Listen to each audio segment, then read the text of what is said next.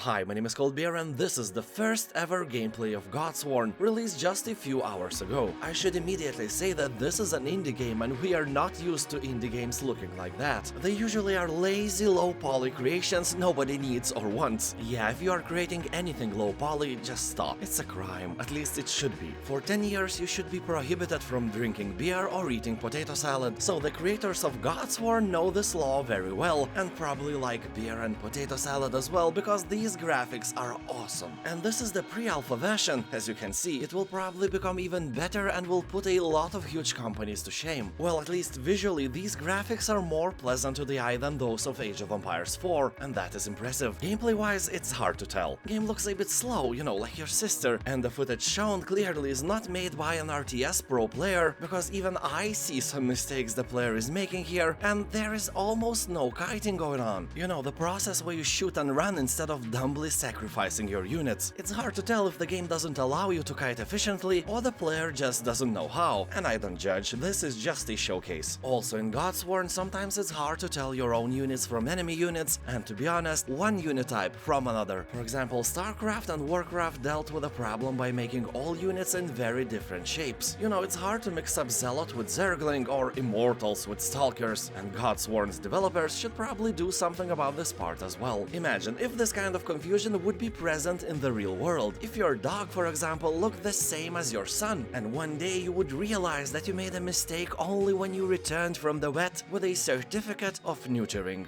So anyway, Godsworn is a mythological RTS where you will experience an epic fantasy retelling of the Northern Crusades, where pagan gods and their tribes clash against knights and armies of heaven. Developers are promising single-player, online PvP and even online co-op campaign, which will follow the Baltic pagan struggle against the Crusades. So you will be basically playing for Balts who later evolved into modern Latvians and Lithuanians. So as for now, I can assume that there will be 3 races, pagan followers of the Moon, the Sun, and the Order of Crusaders. Sounds pretty cool. Anyway, I have a really sore throat, as you can probably tell, so that's it for today. Thank you for watching, have a nice day, and I'll see you next time. Bye.